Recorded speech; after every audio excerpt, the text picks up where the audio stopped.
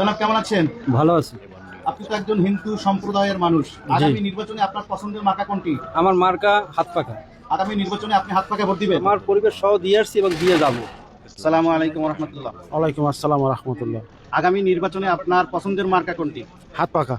আপনি একা ভোট দিবেন না আপনাদের ফ্যামিলির সবাই দিবে? আমার ফ্যামিলি সহ এবং আমার আত্মীয় স্বজন যারা আছে এরাও আমি সবাইকে বলে দিছি এবং তারাও বলছে, তারা স্বীকার করছে সবাই হাত পাখা ইনশাল্লাহ ভোট দেবে। আগামী নির্বাচনে আপনার পছন্দের মার্কা কি?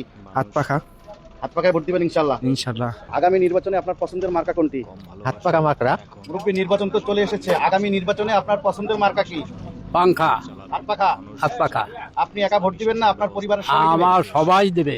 আগামী নির্বাচনে আপনার পছন্দের মার্কা কি? হাত পাখা। আগামী নির্বাচনে আপনার পছন্দের মার্কা কি? হাত পাখা। এত মার্কা থাকতে আপনি হাত পাকা মার্কাকে কেন পছন্দ করলেন? হাত পাকার পরিপ্রেক্ষিতে যে প্রার্থী হয়েছেন মুফতি ফজল করিম খুব সৎ এবং ভালো ব্যক্তি। এজন্য আপনি হাত পাকা ভোট দিবেন? আমি তাকে খুব পছন্দ করি এবং সেই জন্য টাকা দেবো।